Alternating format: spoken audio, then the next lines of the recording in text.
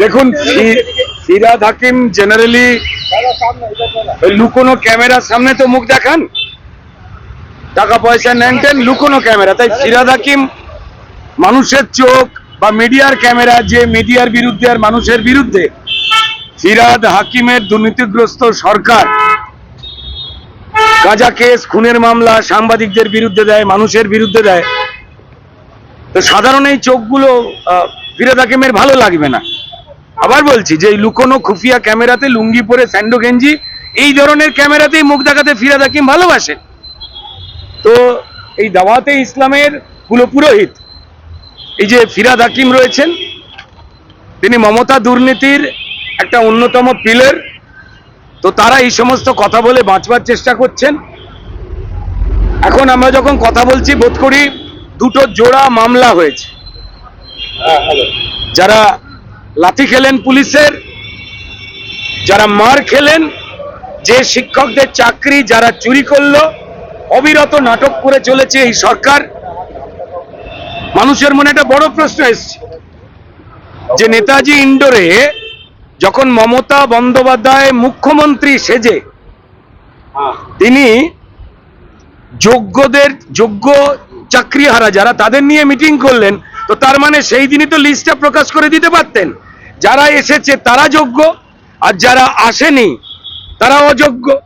সেই লিস্টটা তিনি প্রকাশ করে দিলেন না। অর্থাৎ তিনি আসলে জানেন কারা অযোগ্য, এবং তাদের এই বীর পুঙ্গব চোর, যাদের বিভিন্ন কারণে দুর্ভাগ্যজনকভাবে মানুষের চাল ডাল চাকরি চুরি করে যারা তস্করি করে, তারাই উস্কানি দিয়ে ওয়াকফের বিরুদ্ধে আজকে লোক নামিয়ে দিয়েছে, যাতে মিডিয়ার ক্যামেরা ঘুরে যেতে পারে এই ওয়াকফের নিয়ে যারা না বুঝে, যাদেরকে রাস্তায় নেমিয়ে যাদের কাঁধে রেখে বন্দুক চালাচ্ছে। কসবা পুলিশ যেরকম একদিকে সুমোটো করেছে, তার সঙ্গে ডিআই অফিসে বললেন যে আমরা একেবারে এদের সঙ্গে রয়েছি, সরকার সহমর্মী, তারপর আবার মামলা। দেখুন, ডিআই সাহেব যিনি রয়েছেন তিনিও পরিষ্কার দলদাসের মতো রয়েছেন।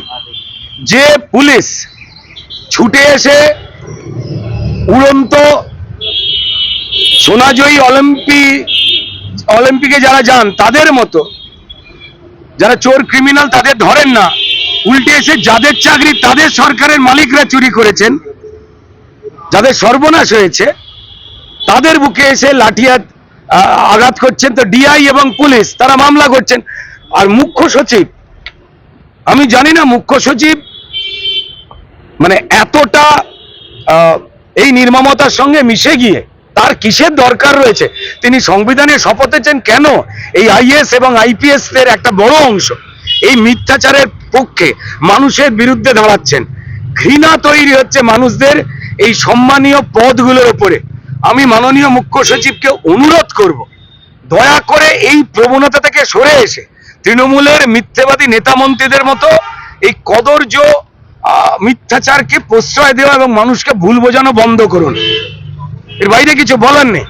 এই আন্দোলনে মানুষের সঙ্গে এই যোগ্য শিক্ষককে লাথি খেতে হলে পশ্চিমবঙ্গে তাদের সঙ্গে দল মত ধর্ম পেশা নির্বিশেষে সমস্ত মানুষ আছে।